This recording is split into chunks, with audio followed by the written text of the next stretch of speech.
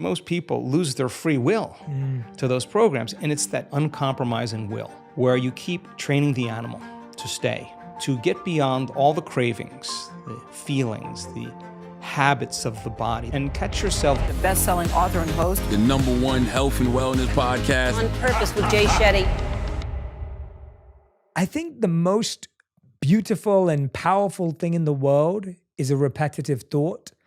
But sometimes the most dangerous thing in the world is a repetitive thought. Absolutely. And we think about the most beautiful things we create is because we're obsessed with this new idea and this new thought that we want to build something.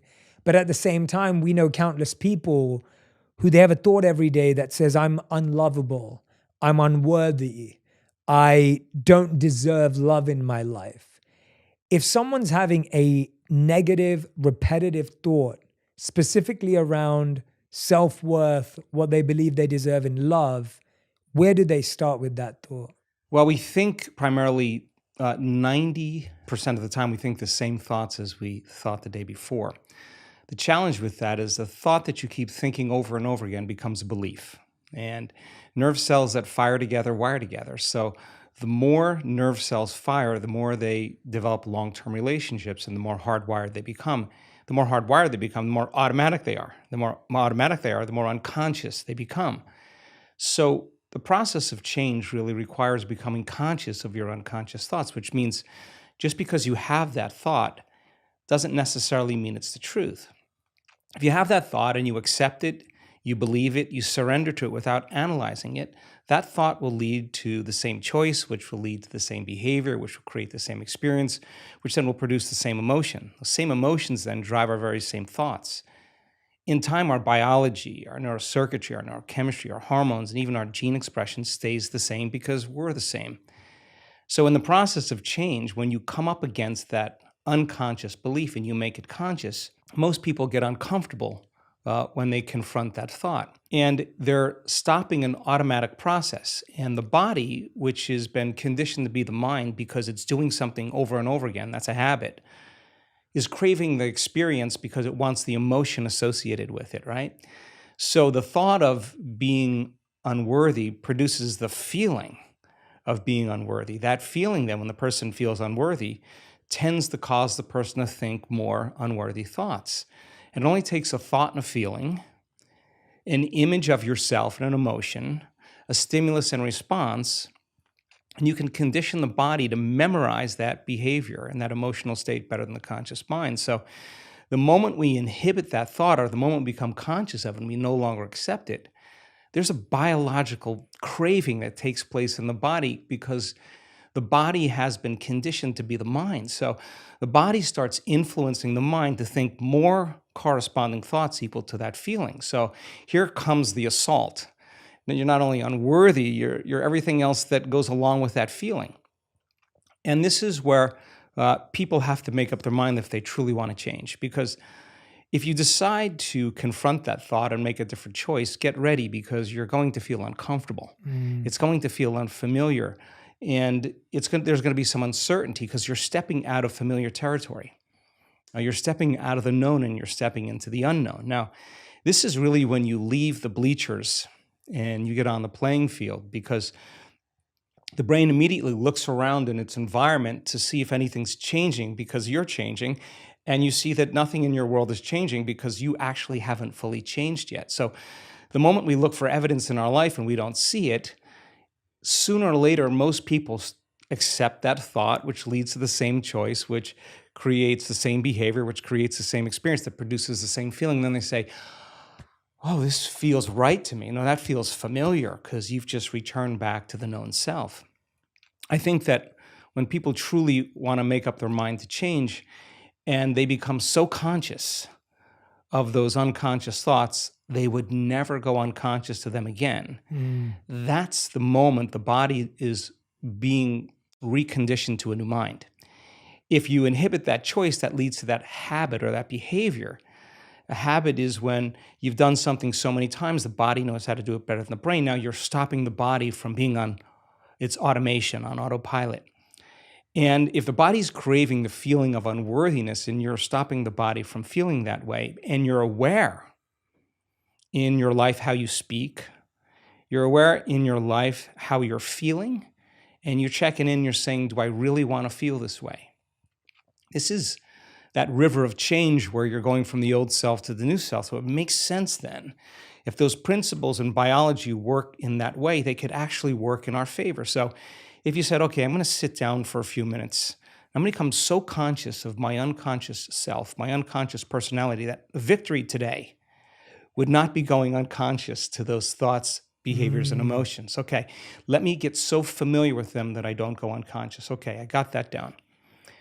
Now, what thoughts do I want to fire and wire in my brain? And if a belief is a thought that you keep thinking over and over again, with intention and with attention, you'll switch on that prefrontal cortex and assign meaning to the act and start installing new circuits in your brain.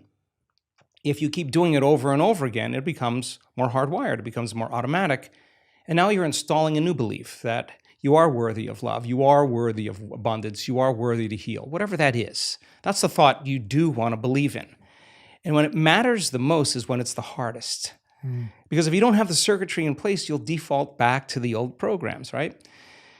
So then if you said, how am I going to be in my Zoom calls today? How am I going to be in traffic today? How am I going to be with my ex, my coworkers? And you started thinking about and rehearsing how you were going to act in certain situations. The brain actually doesn't know the difference between the real life experience and what you're imagining. The research on mental rehearsal shows that the brain will look like in time that it's already had the experience and it's vacant of the experience. Now, keep firing and wiring those circuits and you're going to begin to behave that way. So now you're installing circuitry now to use in your life to get your behaviors to match your intentions. If you said, how would it feel to feel worthy of love? How would it feel to be grateful for life? How would it feel to be worthy of abundance? And you said, I'm going to teach my body emotionally what this feels like before the manifestation of the event. You're not waiting for your life to change to feel worthy. You're actually changing your life by becoming worthy. You're generating abundance. You're generating love. You're creating an elevated emotion. Now, our data is so compelling because when you truly begin to elevate your emotional state and you could really lock in, to those elevated emotions, your body is so objective that it actually believes that it's living in a whole new environment before the environment changes. In other words, the body's believing it's in that new future. And if the environment signals the gene, and it does, and the end product of an experience in the environment is an emotion, you're actually signaling genes ahead of the environment, and your body will begin to become conditioned to a new mind. Now think about this. If you did that every day, the word meditation literally means become familiar with. You become familiar with your old self, you become familiar with your new self, and you say, I'm not getting up until I feel this feeling. And then you'd say, I want to be able to bring this feeling up whenever I want. I'm going to keep remembering this feeling over and over again. It only takes a thought and a feeling, an image of the future and emotion, a stimulus and response, that you can condition your body to believe it's living in a whole new life. And when you feel the emotions of your future, something amazing happens. You're no longer in lack or separation, so you're no longer looking for the event to take away that feeling of lack or separation. Your body's actually believing it's in the event. And so then you're not looking for it. You feel like it's already happened. Get ready, because that's when your life begins to change. And so we've discovered that if you're actually practicing this and you immersed yourself in that experience fully for 7 days, the amount of metabolic and biological changes that will take place in your body will be so significant that your body will actually believe it's living in that future. And yet, most of the people that come to our workshops are literally in a ballroom. There's nothing really exciting happening in the environment, but their body's believing they're living in a whole new life. And so one thought leads to a choice, which leads to a behavior, which creates an experience that produces an emotion. So then new information, new knowledge begins to cause you to think differently. If you can remember that knowledge and begin to make a different choice because you want to experience the truth of that information, you'll have to behave differently. And when the experience occurs and you feel the feeling of your abundance or wealth, I guarantee you're going to continue wanting to make the process of change something consistent in your life. This is why I love talking to you. I mean, that literally you could just, what you just said there, I hope everyone listens to it again and again and again. And partly I think there's something to be said for that. The best things that have rewired my brain and my mind were things that I repeated daily. I took something that I loved listening to or loved learning or reading a paragraph of a book, and I would literally just reprogram myself by giving that to my mind every single day. Yeah. And as I'm listening to you talk, I think there's a few really powerful things I wanted to pull out. When I lived as a monk and studied the Vedas, they would talk about thoughts in different modes. And there are 3 modes: the mode of ignorance, the mode of passion, and the mode of goodness. And there's a hierarchy to those thoughts.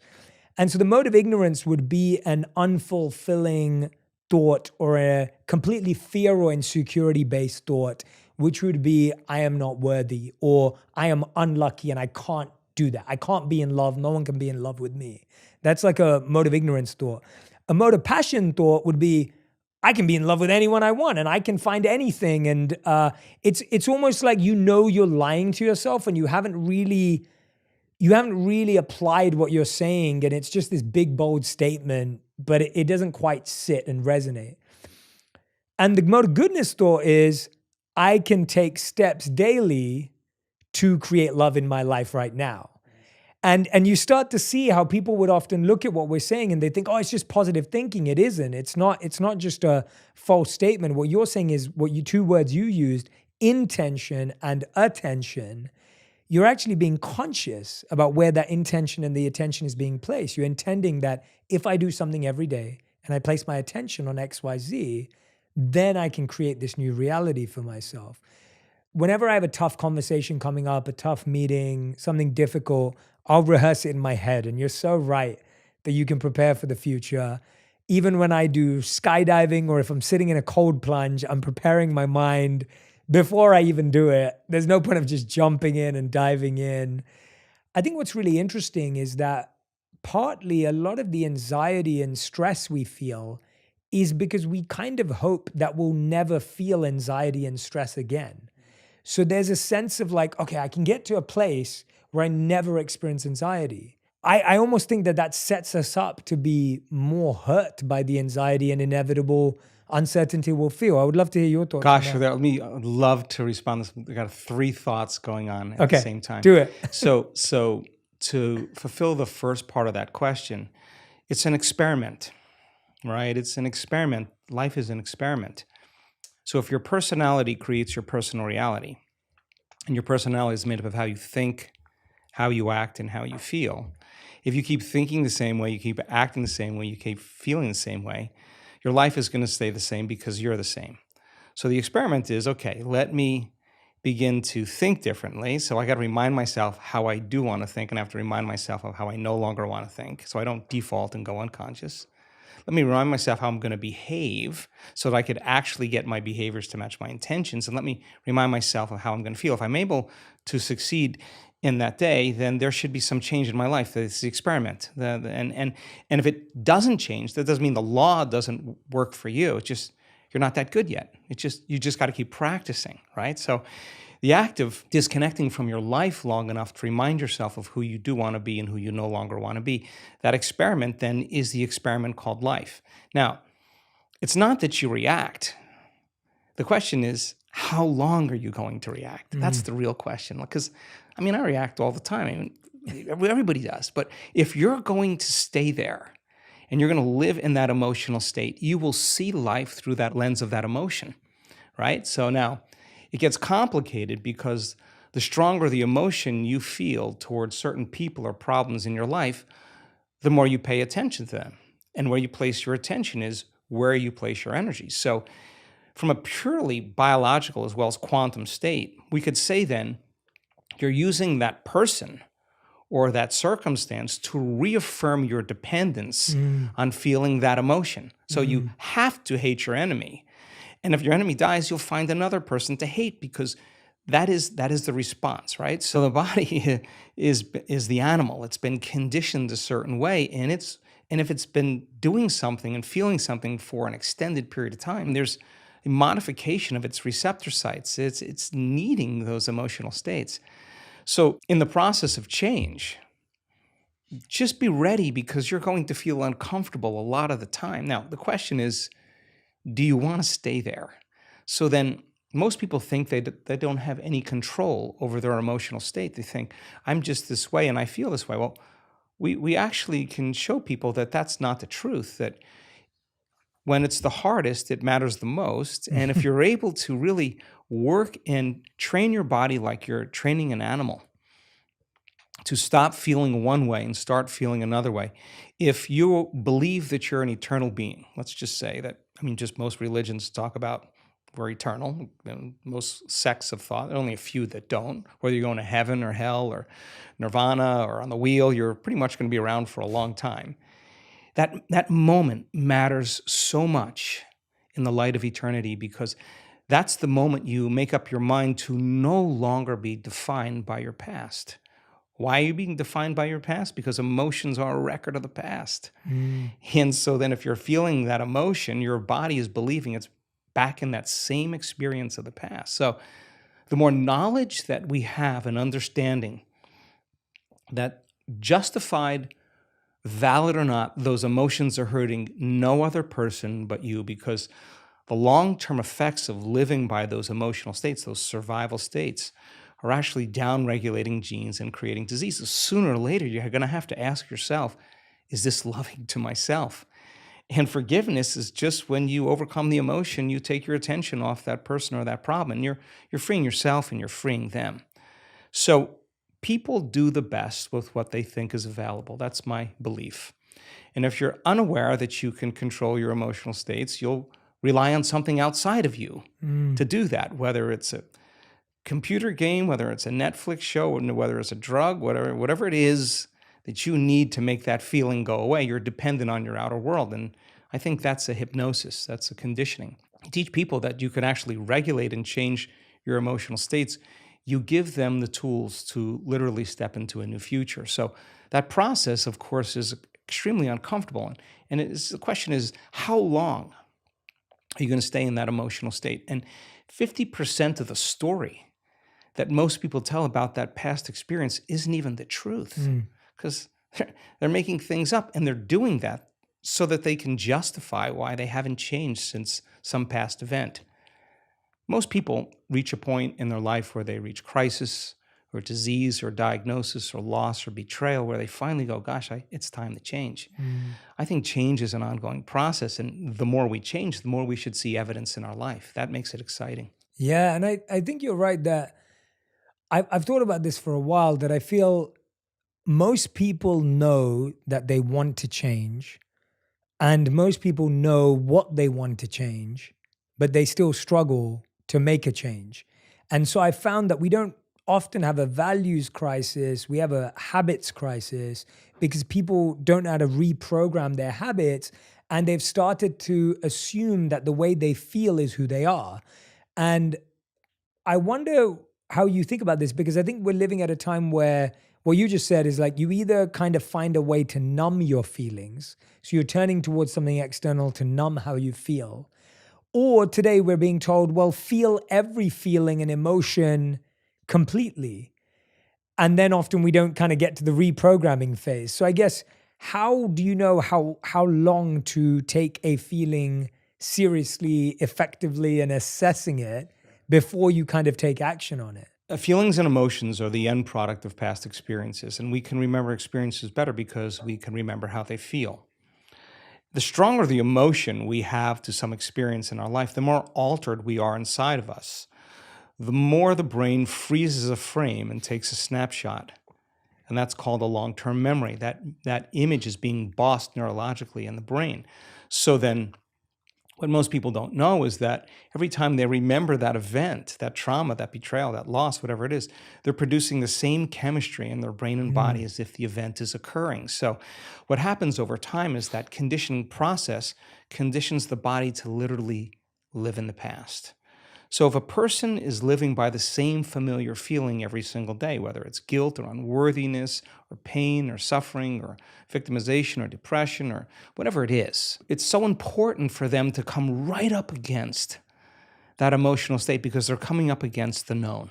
The question fundamentally becomes, for that person, is it possible then to feel a different feeling? Now, if you cannot feel a different feeling other than the feeling that you're used to feeling, it should tell you volumes about that feeling because it's going to influence your very same thoughts. So the research that we've done over and over again is that the only way you're actually going to reprogram your brain to work in your favor is you got to learn how to regulate your brainwaves. And you know this, of course. Beta brainwave patterns are thinking brainwave patterns. It's the analytical mind. It's our critical facilities. We're in beta right now. We're aware of our bodies. We're aware of the environment. We're aware of time. The neocortex is switched on. It's what plugs us into three-dimensional reality. It's the seat of the autobiographical self. There's a lot of circuits in there from things you've learned intellectually and things you've experienced in your life. So for the most part, it's a repository of the past, right? And so 90% of those thoughts that we think being the same thoughts as the day before tend to become like automatic programs, and they become more subconscious or more unconscious. So in order for us to begin to change those programs, we got to get into the operating system. And the only way we do that is we got to slow our brainwaves down in that thinking neocortex. The challenge for most people is they have so many demands in their life. They have so many emotional responses to circumstances in their life that they're living in a state of stress and living in a state of survival. In a state of stress and survival, you don't close your eyes. You got to keep your eye on the ball. You got to keep your attention on the outer environment. So their brains tend to work in a higher brainwave pattern, a mid-range or high-level beta brainwave pattern. And that's like driving your sports car in first gear. It's a lot of energy for the brain. So learning how to regulate and slow your brainwaves down is something that we've been very, very interested in. When you teach people how to do that, it could become a skill. And when the brain starts to relax and it moves into less of that chatter that takes place in your brain and more of kind of an imaginary state, the brain sees in pictures and images, it's more creative, we're moving into that alpha state. So now the door between the conscious mind and the subconscious mind opens up as we get beyond our analytical mind. And our analytical mind is actually what separates the conscious mind from the subconscious mind. So as you slow your brainwaves down, you get into alpha, you're entering the operating system. And that's where you can rewrite a new program. That's where you can rehearse a new script. That's where you can begin to plan your behaviors in an intentional way. If you can't change your brainwaves, then it's like your computer running amok with all of those programs and you yelling at it, telling it to stop. You're not in the operating system. Some people can get to the point where they're so relaxed that the body's in a light sleep, and yet they're conscious and awake, and now they're in this theta brainwave pattern. And in theta, that's a hypnotic state. We're very suggestible to our thoughts. We're very suggestible to information in that state. And that state then is where we see the most change take place. And so the person can literally change from the inside out when they learn how to get into the operating system. You've just hit the nail on the head with the constant experience everyone has. I think, again, going back to what I was saying, that when we're trying to make a change, the thing that blocks us from making the change is usually stress. If I'm trying to be a kind, loving, compassionate person, but I'm stressed out, I'm likelier to be snappy and rude and condescending.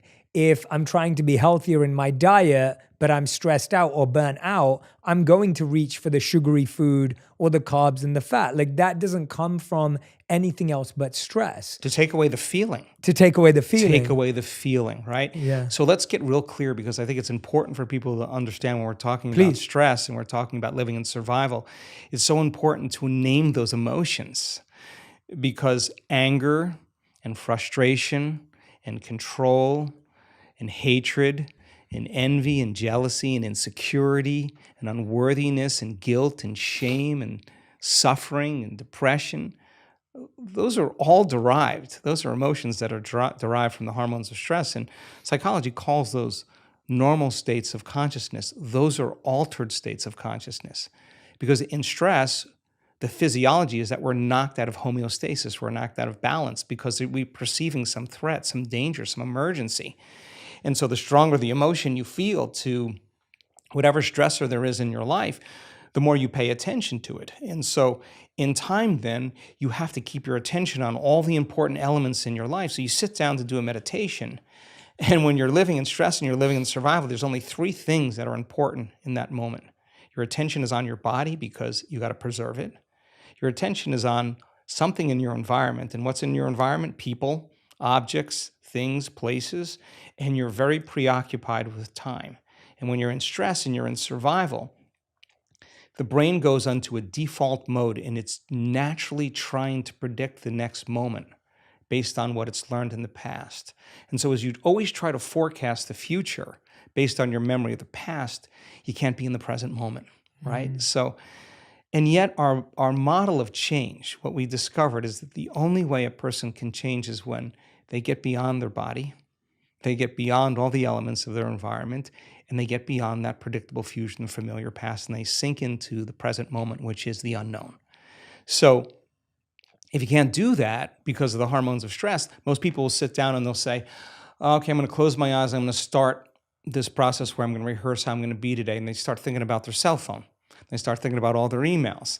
And they start thinking, I can't meditate. There's something wrong with me. It's my mother's fault. And they actually believe that thought to be the truth. And then they get up and they actually reaffirm it and they say, I can't meditate.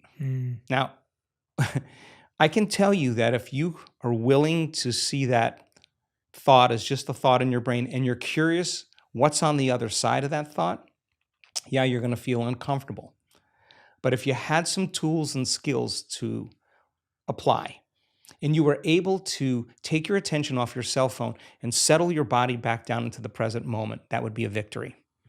And then your body would say, come on, you got to feel a little frustration now. You got to be impatient. You got to be judgmental. Come on, that's what you always think. That's how you always feel. And you, like an animal, you settle the body back down into the present moment and you tell it it's no longer the mind, that you're the mind. That's a victory. Then the body says, hey, dude, you're super busy. You got a lot of things to do. You got a lot of people to see. You got a lot of places to go. You got a lot of things to do. And you've been doing the same thing every day. Your body's going to want to get up and do something. You're going to want to quit because your brain's telling you that you can't do this. If you had the awareness to settle the body back down into the present moment, you would be executing a will that's greater than the program, because most people lose their free will to those programs. And it's that tedium in the beginning that is an uncompromising will, where you keep training the animal to stay, to take all of its attention off the environment, to get beyond all the cravings, the feelings, the habits of the body, the drives of the body, and catch yourself defaulting to that predictable future, bringing your body back into the present moment, siphoning energy back, your attention into the past based on those familiar emotions of the past. We've discovered that if you're willing to do that for just a few days, you could actually liberate an enormous amount of energy from your body.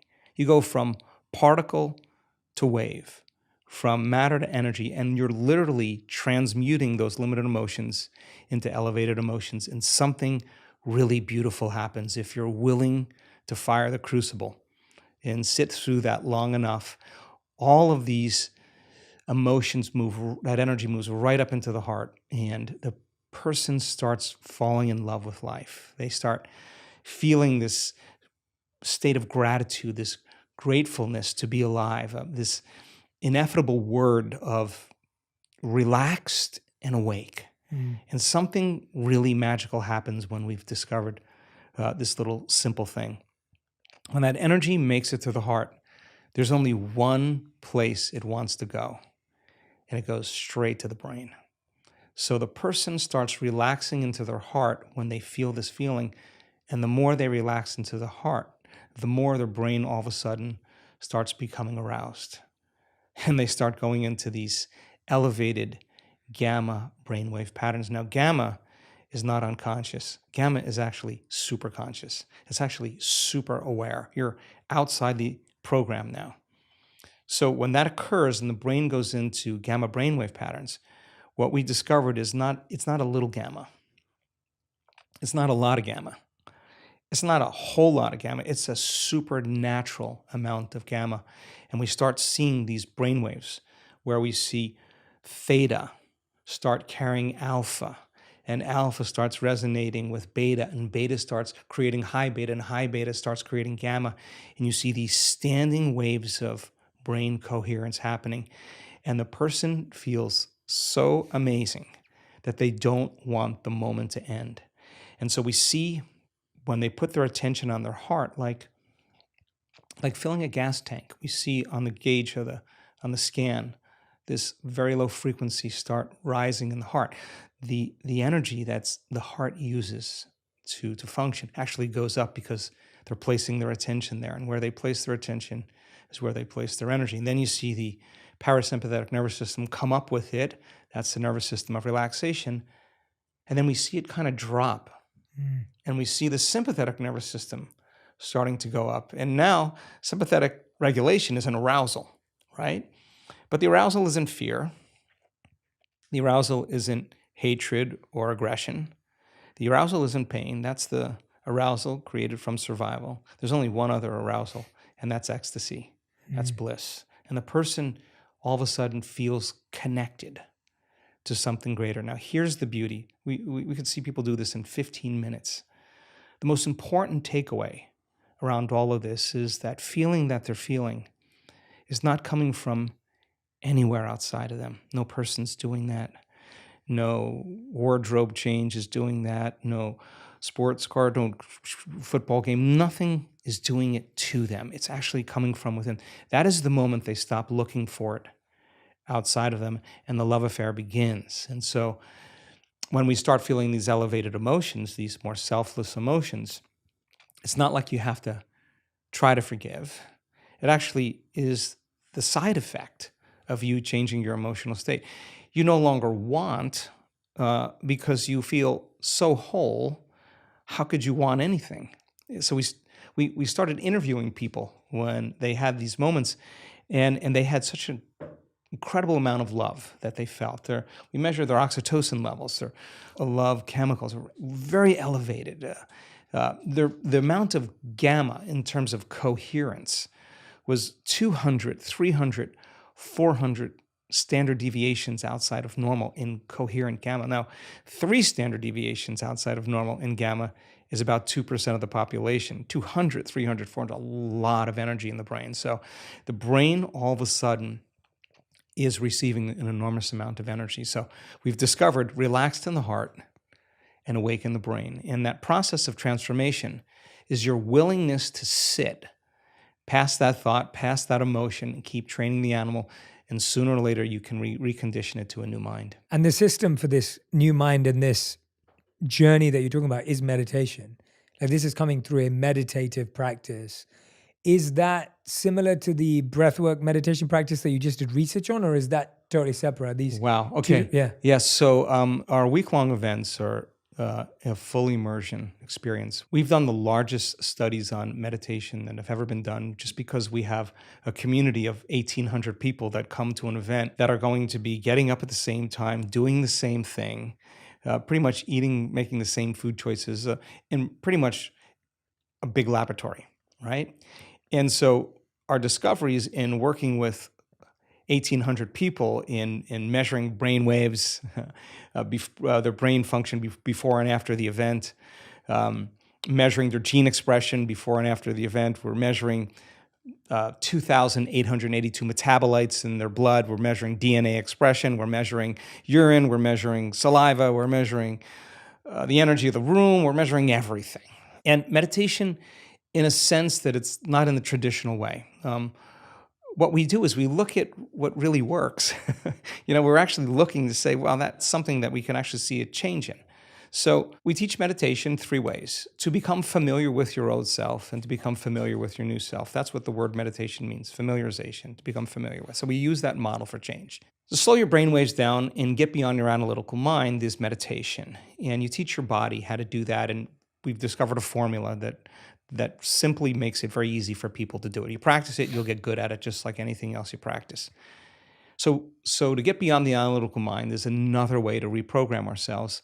And then meditation is really about getting beyond your body or disconnecting from your body, disconnecting from your environment, and forgetting about time. And that is that eye of the needle where we begin to make the most significant changes. So we're data driven. We're really looking to see what it is. And when we see brains respond in the same way, it helps me enormously to teach the material better. And so the more people understand what they're doing and the more they understand why they're doing it, the more naturally the how becomes easier. And nothing is left to conjecture. If nothing is left to superstition or dogma or even spiritual, traditional words, use science as the contemporary language to demystify that process. You need to give people numerous times to overcome themselves and numerous times to connect. Sooner or later, you'll start watching transformation right before your eyes. And so one of the cool things that we've discovered is that we have so much compelling data to suggest that you're greater than you think, more powerful than you know, more unlimited than you could ever dream. We have compelling data to suggest that your nervous system is the greatest pharmacist in the world, that it makes drugs that work better than any drug in a drugstore. A drug study is about 18 to 25% cause and effect, causality. Our data is between 75 and 85% cause and effect. This is a person creating their own pharmacy of anti-inflammatories, their own pharmacy of anti-carcinogenic chemicals, their own pharmacy of pain relievers. We're seeing this over and over again. So we have this incredible data that says that this is no longer pseudoscience. This is really science. The side effect of a person's transformation has changed my belief in what's possible. I have seen people stand on the stage with stage 4 cancers that were in every single organ in their body that metastasized, and they have no sign of cancer in their body. And we have data that suggests that you put the blood of an advanced meditator and a uterine cancer cell, a pancreatic cancer cell, 70% of the mitochondrial function in the cancer cell is diminished. And the mitochondria is the energy packets of the cell. It's taking energy out of the cancer cell. It works perfect with what we're seeing with the testimonials that people are telling around the world. We've seen blind people see, we've seen deaf people hear, we've seen people with spinal cord injuries walk again, we've seen ALS change, we've seen all kinds of unbelievable health conditions changed by a person simply changing the way they think, the way they act, and the way they feel. How long have you seen certain things last? Like, how much does the practice have to continue daily to sustain impact? Because I feel that, this isn't, as you know, isn't a one-off thing, and that isn't what you're encouraging. Like, this is the experience of when someone's coming to a retreat or an event, they're having this incredible experience, but then do you measure how people continue to practice? Yeah, it's important. Yeah, it's super important for us. And of course, we have mounds of data, but let's see if I can say this as clear as I possibly can. When a person has that arousal, where they're feeling that elevated emotion, and their eyes are closed, they're in a room with 1,800 people. There's music playing in the background. They're not eating, they're not smelling, they're not tasting, they're not moving about and feeling. On some level, they're having an inner experience, right? And the body is so objective that it's literally believing it's living in a new environment. And so that elevated emotion somehow tends to drag the body right out of the past into the present moment. So many people with everything from eczema to muscular dystrophy, when they have those events, there's a biological change that takes place in their body where they feel completely differently. Now, some people heal all the way. Some people are out of their wheelchair and they're walking again, but they're limping. And that doesn't mean it's over. It just means they made contact or they hit gold. And so there's varying degrees that we see. We've seen people for 7 years work on a terminal health condition. It took them 7 years to heal that health condition. Some people it takes 2 years, 3 years. Some people, they do it in 3 months. There's no predictable menu that we can say it's this way. Now, when people have those more profoundly aroused states, it seems like their change is much more immediate and much more permanent. But for the most part, we see people's response pretty dramatic. Now, it's also important to say that we have seen people heal from terminal cancers, stop feeling those elevated emotions and return to responding to the circumstances and conditions in their life and return back to the same personality. The same personality is the same personal reality, and their body's believing it's living in that same environment, and they're feeling the same way, and they're in the habit of acting the same way and thinking the same way. And lo and behold, the condition returns. We've seen people heal themselves of Parkinson's disease more than once, have one response to some very serious event in their life that produced a very strong emotion. And in 1 hour, their condition returned because they literally went back to their old self. And we've seen that person turn around and reverse the condition again. Again, people do the best with what they think is available. The person standing on the stage, we've had numerous physicians and researchers stand on the stage, they're the 4-minute mile. They're telling the community, I'm the example of truth. This is no longer philosophy. This is no longer theory. Here's my scans. We had someone with bilateral breast cancer just recently. No evidence of cancer in her breasts or any lymph nodes, no longer in her liver. I'm looking out at the audience, and everybody's leaning in. There's the 4-minute mile, and that person's telling the truth, and they're telling a story, and it's not pretty. It's not always rosy. They went through a lot of dark nights. They went through a lot of their condition getting worse. But every day they had to show up for themselves. If they stopped showing up and doing the work, they would really not believe it was possible.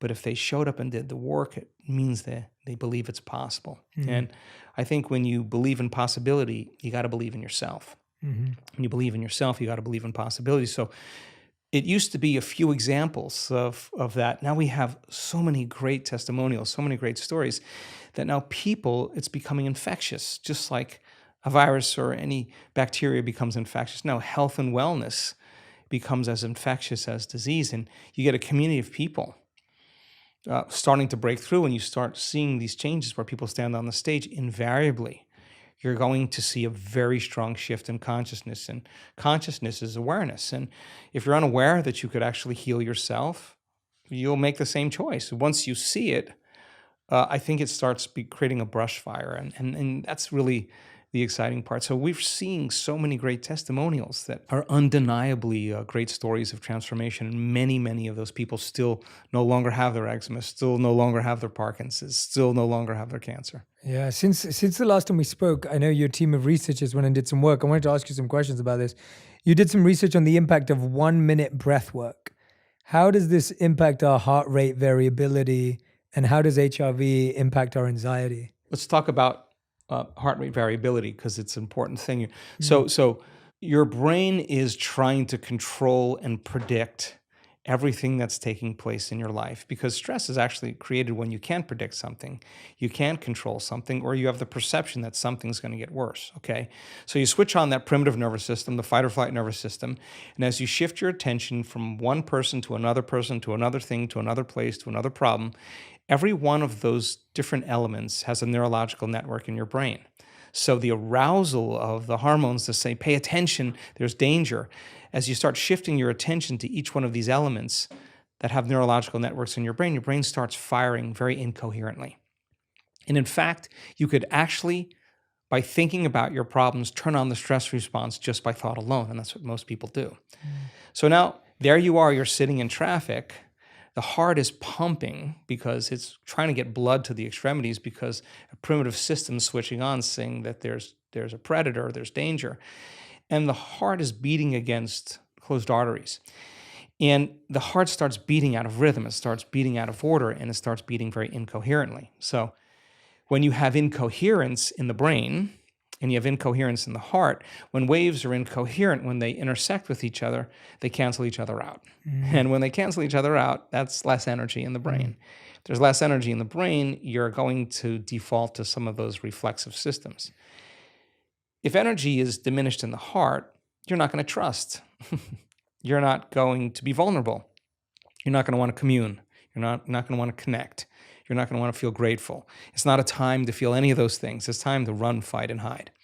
Okay, so most people say, okay, well, I had a stressful day. I was stressed out the entire day. And at the end of the day, they turn on the TV and they relax. The important thing to realize is that if you're relying on something outside of you to change that emotional state, you'll become dependent on it. So is it possible then to begin to create more coherence in the brain? And the answer is yes, because when you're under the gun of those chemicals of survival, you're narrowing your focus on the cause. You hear something moving in the bushes, you freeze, and you narrow your focus. And it's that narrowing of focus that tends to be obsessive. When we're in stress, we overthink things, we overanalyze. That actually, we've discovered, makes the brain worse. And it actually makes the heart regulate more out of order. So then we said, okay, if the brain is narrowing its focus and it's becoming over-attentive, what if we teach it how to do something else? What if we teach it how to broaden its focus? And instead of focusing on something material or something known, just open up and focus on nothing. And the act of broadening the focus actually causes a person to stop thinking and doing and start sensing and feeling, is actually what starts to slow their brain waves down. The redundancy of shifting your attention from one person to another problem to another thing causes the brain to fire like a lightning storm in the clouds very incoherently. So as you start to open your awareness and sense nothing, we've seen this thousands of times, those different networks that are firing out of order start to synchronize. And what syncs in the brain links in the brain, and the brain becomes more orderly. It starts to become more coherent. If you could learn how to rest your attention in your heart, and where you place your attention is where you place your energy, regulate your breath, start slowing your breathing down, even if you did it for 1 minute, you could actually begin to change your brain waves, and you could actually cause your heart to start functioning in more regulation and more order. If you said, okay, I'm going to work with my body, and I'm going to start breathing, and I'm going to start feeling emotions that I do want to feel. Yes, it may take you a few minutes to get there, but if you keep practicing it over and over again, the heart starts producing a very profound signal. It starts to produce an external magnetic field. It's measurable.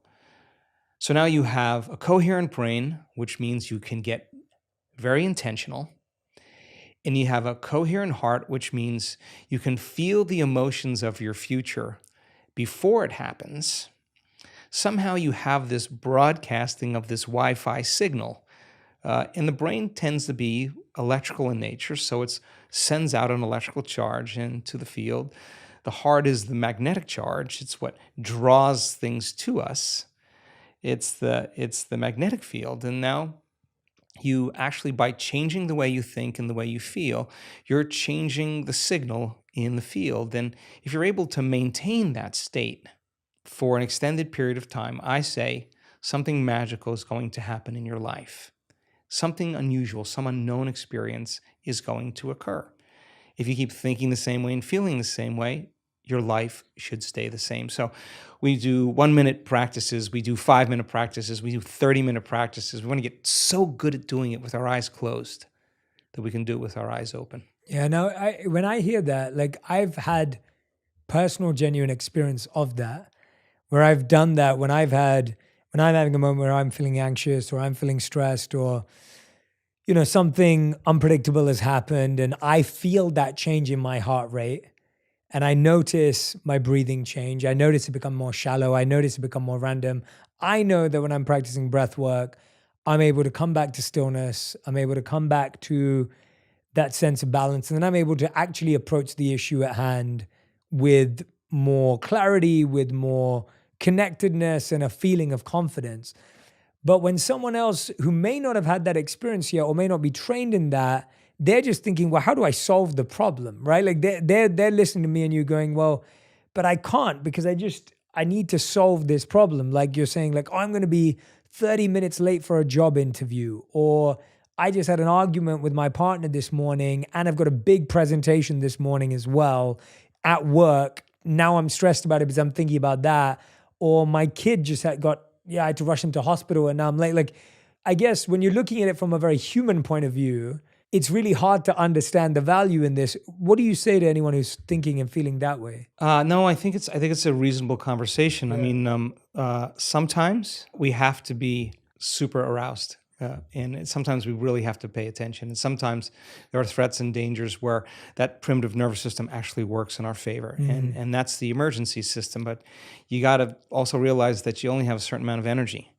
And if you're living in emergency mode for an extended period of time, there's no energy for growth and repair. There's no energy for long-term building projects. And so when it's needed and you have to outrun the predator, you go.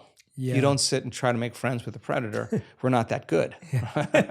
You run, right? Yeah. The problem is if you keep that alarm system switched on all the time, it gets very addictive. It's a great answer. Yeah. It gets very addictive, right? And so I've looked at people's brain scans and watch their brain get worse in the early days and tap them on the head and say, what were you doing in there?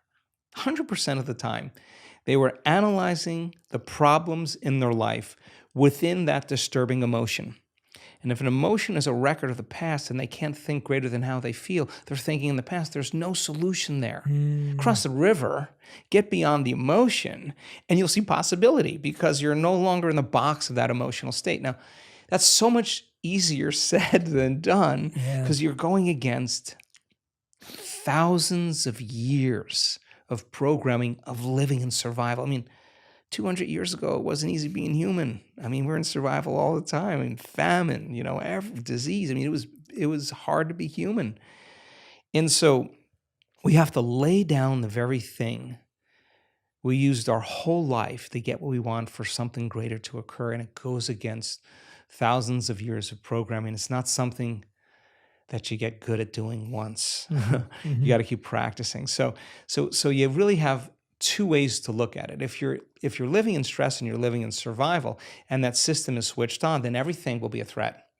Everything will be a danger. Everything will be a reason to rush, to be impatient, to be frustrated, to be judgmental, because that's the consciousness, that's the emotion we're living by. So now you have a problem with a coworker, you have a problem with your partner, whatever it is that you used as an example, and you have to give a presentation. Now you really have one of two choices: either be victimized by those conditions in your life and you stay in that emotional state. And I'll say to you, Jay, why are you that way? Well, I'm this way because of this person, this circumstance. That person or circumstance is controlling the way I feel and the way I think. Anything that controls the way I feel and the way I think, I'm victim to, right? Okay. Or I actually can be a creator now. Okay. So when it's the hardest, it matters the most. Okay. So there's going to be a story, a valid story that's going to go along with those emotions that you're going to have to give up, that you can address at another time from a different state. If you're altered in that state and you say something, you do something, you write the email, you send the text, you'll always regret it. You'll always say, I should have never said that. I should have never done that. We got to learn that we're in an altered state at that time. So there's only one of two choices. You either stay there the whole day and tell everybody that story, or you say, okay, let me take a moment. Remember that this is the experiment called life. Okay, let me practice getting relaxed in my heart. Let me slow the animal down. Let me practice that. Take a few minutes. Now, let me breathe. Let me get my state back. Let me change everything. Okay, let me remember who I am, who I want to be when I open my eyes, and let me practice that again. Now, even if you had to do that 10 times in one day, I would say it was a day worth living. I would say it was a day worth living. And when we do walking meditations, in our retreats, we're doing walking meditations so you can practice doing it with your eyes open. Yes. Like if you're going to be relaxed in your heart and awake in your brain, and you can do it with your eyes closed, okay, let's take it out for a test drive. Let me open my eyes. Let me pay a little bit more attention to my inner world. Let me practice feeling this feeling. Let me practice feeling this way, and let my brain do what it does. Let me get defined. Let me change my physiology. Let me change my state. Let me walk as the healed person. Let me walk as the abundant person. Let me walk as if my prayers are answered. Let me walk in this state. If I keep practicing that over and over, it's going to become a habit, right? Yeah. And so we hit it as many ways as we can. We have at least 7 or 8 different breaths that we do because we see how they all work in the brain. We have all kinds of meditations. We have sitting meditations. We have standing and walking meditations. We have laying down meditations because we want you to be able to do it with your eyes open, with your eyes closed, standing, walking any way you can so that you don't default and return back to that person. Now, if you do default, you didn't fail. That's a program. You just went unconscious. And how many times do we have to forget until we stop forgetting and start remembering? That's the moment of change. No one cares how many times you fell off the bicycle. If you ride the bicycle now, you ride the bike.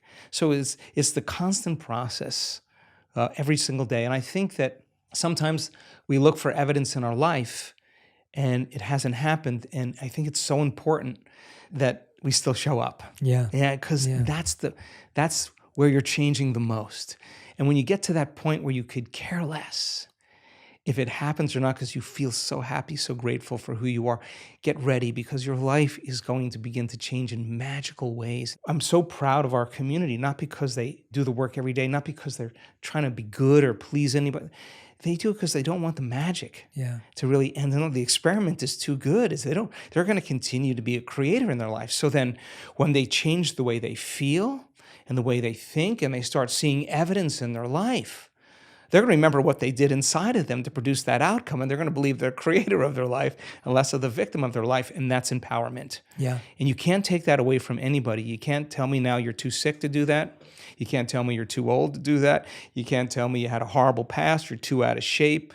You can't even tell me that you never meditated before, because we have people that come, they know nothing, they get dragged by somebody, and they have the most profound experience because they're not expecting anything. And we have data that suggests that when you don't expect anything, you're going to have a profound moment. So everybody can do it. There's nobody that's so special to be excluded from this process. And we have had people that have had brutal pasts with abuse, with trauma. We've seen Navy SEALs and prisoners with horrible, horrible memories literally transform in 7 days. And I could say right now that you make the time every single day to decide who you're going to present to the world, and you get up as that person.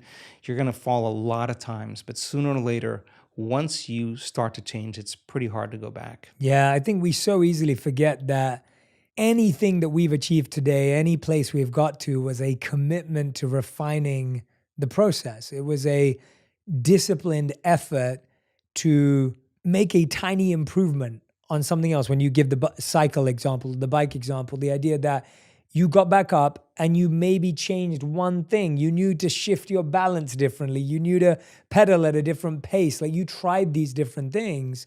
And it's what you're saying, that it's an experiment. If we keep trying the same thing, we get the same result. But the point that I love that you brought up to that answer was the idea that sometimes you do need to be an emergency, but don't make emergency a habit. Exactly. And I think that's where most of us veer off on the wrong path. I was asked recently, anyone who knows me today knows that I'm a hardworking, productive, high-performance type of individual. I live a very scheduled life and a disciplined life. And the biggest question I get around the holidays is, Jay, are you able to switch off? And I always go back and give the credit to my monk training. I'm saying I switch off immediately. As soon as I'm on the flight home, I remember before Christmas, I was getting on a flight home back to London, and I was off the moment I stepped onto the flight. And it was because it's not because I'm special or because I'm unique or I have superpowers. It's because I've simply done what you said, where I've trained myself to always be present. And so if I'm really present in my work, like I am with you now, then when I'm on the plane, I'm just present and I know that it's time to switch off. And so I think the idea that our presence bleeds and our lack of presence bleeds, and it's not that you can selectively be in emergency here and not in emergency here. The state you're in is going to spread across your whole life. Like, I know a lot of high performance, and I like to be confident in this as well. It's like they're high performance at work, but then they take that confidence and they give it to their family. Now their family is a high performance dad. They want their mom. And so how do you know that? I guess that's a hard training. Em đến nhẹ nhàng như cách em đi qua cái khảng lãng mạn như thi ca, khiến anh chẳng nhớ được gì cả, chỉ chút vừa vã anh ghi và anh không biết được là đôi mình còn gần bên nhau bao lâu nữa. Nhiều lúc anh nghĩ hay thôi mình có lẽ là đừng yêu nhau nữa, vì cãi vã nhiều quá anh mệt lắm, chia tay nhiều quá anh mệt lắm, tất cả ở em đều mệt lắm. Nhưng rồi thời gian cũng hết năm, em thì vẫn ở đó, vẫn nắm chặt tay, vẫn kể môi sát môi. Anh thì vẫn như vậy, vẫn nghệ sĩ nghèo chỉ có lời hát thôi. Em à, người ta mất nhau trong 2 tuần và ta xa nhau cũng 2 lần. Anh không có phải thằng khờ cũng biết trái tim đâu đó đã phai dần. cần. Phải cần một sự liều lĩnh để thấy mình còn luyến thương nữa không. Mình sống với nhau như vợ chồng, những tình thế này thì chưa giống. Bài nhạc anh viết vẫn chưa xong, liệu rằng ngày đó có. People who are changing a health condition in our work, they start to do the work. They start noticing I'm sleeping better. I have less pain. I got my appetite back. I feel like I have more energy. They start noticing these subtle subjective changes. They go to their doctor, and their scans still show that they have their health condition. So they're noticing a change, but they're not healed all the way. Now, they don't say it didn't work. They say, what is it about me that I still have to change in order to heal? What thought, what behavior, what emotion? So they're a work in progress, right? Many of those people discover that they have one really good hour of meditation where they feel connected, they feel like their heart is opening up, they feel like their brain is coherent, they feel really great, they don't want the moment to end, and then they spend 15 or 16 hours of their day back in a program, rushing around, back in their emotional states, responding and reacting. And they realize that how could 1 hour of an elevated state weigh against 15 or 16 hours of my response to everyone and everything in my life emotionally is derived from those familiar emotions of fear or anger or hatred or pain or suffering, whatever. Okay, so now this is where the practicum actually goes to the next level because they're no longer just sitting down and rehearsing who they want to be. They're actually rehearsing for their life. They're saying, okay, when I see that person, when I'm in that circumstance, I can't go unconscious and feel this emotion, and I can't go unconscious and say these things or act this way. How am I going to act? What would love do? What would greatness look like? They don't know. They read about it. They get more information, and they're building this model, and now all of a sudden, their response to people, to circumstances, to problems in their life are changing. That's because they're changing. Then they notice that their health condition starts to improve a little bit more. Now they don't say, how come my Alzheimer's or my Parkinson's or my ALS hasn't healed? They're saying, how much more can I open my heart in my day and feel this with my eyes open all day long? If I understand that if I live by these emotions, I'm signaling genes ahead of the environment. Ooh, I'm going to stay in this state because it's this emotional state that is actually going to heal me. So I got to remember this feeling, I got to remember this feeling, I got to remember this feeling. And now they're no longer trying to remember the feeling just for any other reason, but because they want to remember the feeling when they're...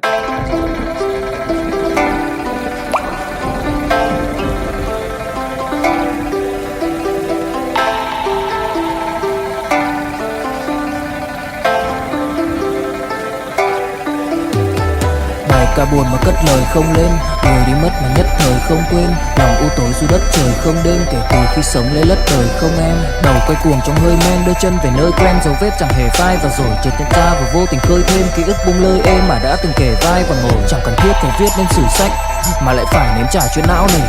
Chẳng thể biết thời tiết đẹp như tranh, thực ra là đằng xa có một cơn bão về. Chẳng cần mơ hay chờ đến vạn kiếp để ta được cạn tiếp cho hết tiền giao bôi. Rồi chẳng thể nỡ để vỡ mười nhân duyên, nên ta chỉ khấn nguyện trọn đời này chung lối thôi. Những kẻ si mê tới điên thường, mơ tưởng tới thiên đường yên ương được tô điểm, nhưng hận tạo hóa tuyệt nhiên có ai đành bên em thành anh đài. Tình ta như hồ điệp vẫn mãi giữ riêng đây về giây phút khắc sâu. Chẳng nghĩ yêu em mà từng chút mắc câu, sầu hun hút khuất sau vẻ nét bút chắc đau. Hạnh phúc đâu cần chỉ cho phút bắt đầu. Nhớ đến cái lúc còn gió sương vơi đầy, nhớ hình bóng người nào đó vương nơi này. Trong vài khoảnh khắc mong có được đôi tay ấy cố lau đi bầm ly khi nào thưởng hơi cay. Xa một người và bước qua cuộc đời không phải xa đi vĩnh viễn mà chúng ta chỉ tạm chịu lấy. Scripts that were built up from research, that were built up from spiritual literature, that were built up from science, whatever it may be, of what did I want to be able to say to myself when this thought or that thought came up. And it sounds so basic, but it really does rewire your thoughts when now all I can think of is that script. Sure. And I need to update that script regularly. Sure. That's a good point. Yeah. I mean, I'm constantly it's constantly. Yeah, it's not once. I'm constantly. I mean, 95% of who we are by the time middle age is a set of unconscious thoughts, behaviors, and emotions. I mean, those are beliefs and perceptions that we have about ourselves and our lives. So, I mean, this is a never-ending process of self-discovery. I mean, there's always challenges that you'll have in your life that are going to initiate you into becoming conscious of what you're unconscious to. Yeah. And you got to meet those challenges from a greater level of consciousness than the consciousness that's created. And you can't, if you don't, your response and the way you feel and the way you think being the same, and if you believe that how you think and how you feel creates your life, if you don't change the way you think and the way you feel, your life's going to stay the same because you're the same. I mean, that's the way it works. So fundamentally, it's so important for people to understand that it is actually possible to change. It really is possible. It is, yeah. I love that you keep repeating that, because I think that's the hardest part, where you've just, again, the broken record is, I can't change, nothing will change. And not realizing that it's just a set of habits, it's just a set of routines that you've adopted as your reality. And you're going to be uncomfortable, so get used to it. Yeah. And so you could either stay uncomfortable, or you could actually say, how do I want to feel? Instead of memorizing this emotion, let me memorize this emotion. Let me open my heart when it goes against everything that I've been taught and programmed to do. I mean, and that's really when it really begins to matter the most. So it's really an exciting time, and I'm so happy to see that people are wrapping their minds around all of this and doing it for themselves. Absolutely, absolutely. Have you found a difference, and I want to get a bit more technical here, have you found a difference between meditation with breath work and without breath work? Because I know you do both. And what do you find is the usefulness and benefits of either? So we do so many different types of breath for so many different types of reasons. The breath that we were talking about with Inspire, pulling the mind out of the body, we do that breath to take that creative life force that sits at Khi say anh thường hãy nhắc về em, mong khỏa lấp những u tối, khoảnh khắc về đêm nghe lại bài ca ngày xưa cũ, ta hát về nhau nhớ những giấc mơ ta từng ước, to tát về sau, và đó là khi mà anh dần lụy là không làm chủ chính mình, thấy không gian trở nên tồi tệ, mọi thứ bao phủ chính mình, em đâu còn như điều anh mơ, anh cũng tự nhủ chính mình, nhưng mà thôi em nào ai giỏi mà đủ tính tình, chẳng thể vươn tới được cảnh cao dù anh có nhã ý trèo, trong cơn say mọi thứ cuồng quay anh trở thành gã chí phèo, yêu chân thành là không thay lòng dù em có như thị nở, ý anh là em như cô tấm nhìn em như thị nở, đêm vắng nàng ngón tay xám vàng vì đốt cả bao thuốc lá, căn phòng chung ký xưa nồng ấm bây giờ sao bút giá, một thói xấu mà anh đã quen khi em không ở bên lâu, anh thường ngồi trong một góc tối nhậu suốt cả đêm thâu, em mang con tim anh đi đâu khiến anh mù quáng vẫn cố sáng mỗi khi đau. Em mang con tim anh đi đâu, điều gì choáng váng để xứng đáng ướt mi nhau. Em mang con tim anh đi đâu, khiến anh mù. Sometimes when we're doing a laying down breath, when we're practicing getting into that mystical state, just when the audience is just starting to move into a slower brainwave state, we'll do a very forced inhalation, exhalation, over and over again, like a hiker's breath, only so that the person feels euphoric. And so euphoric that they don't want to fall asleep. And they'll move into a slower brainwave pattern, and the door between the conscious mind and the subconscious mind opens. And many times there's a mystical experience waiting for that person that's transcendental. So we do all kinds of different breathing techniques because we have different intentions behind each one of them. If people want to dive into those, where should they go if they want to kind of grab some of those techniques or get access? Are they only at the events? There's an online course that we offer called the Progressive Workshop. Great. In the Progressive Workshop, we teach a few of those breaths. And if you come to a week-long event, you'll have an opportunity to do all of them. And we start at 6 a.m, we finish at, I don't know, Cancun, the last one we did, I think we finished at 8 or 8:30 every night. It was just a great group of people. And we go 7 days, and some mornings a little earlier, but you got a lot of practice. You got a lot of tools. So by the time you leave, you can use them in your life. Yeah, that's amazing. Yeah, for anyone who can't obviously get to the live events, then the online course will be helpful. But if you can, go along to one of them. And I think there's some good descriptions also in Becoming Supernatural, my last book, where we break it all down. And then there's some tutorials that we have on our website to help you with some of the breathing here. I love that. Joe, is there anything I haven't asked you about today, or anything that's on your mind and heart that you really want to share with everyone, or something you've been working on, or anything you feel compelled to share? Gosh, we covered a lot. We've covered a lot. We're doing some really cool research with random event generators, and random event generators are sophisticated coin tosses. You know, the more you toss a coin, the more you're going to get 50-50 heads or tails, right? So this program machine generates about 1,000 tosses in a second. So you're looking at a very, very sophisticated machine. And if you run it for 30 minutes, you're going to see in time an equal number of ones or zeros or heads or tails, and you're going to see the straight line. When you get a group of people together with brain coherence and heart coherence, they're emitting a field. And When we do healings in our events, 100% of the time when we do those healings, those random event generators have dramatic skews to show that random events become less random and more intentional. And it's collective networks of observers that determine reality. And it's not the number of people, it's not the amount of energy, because it could be entropic.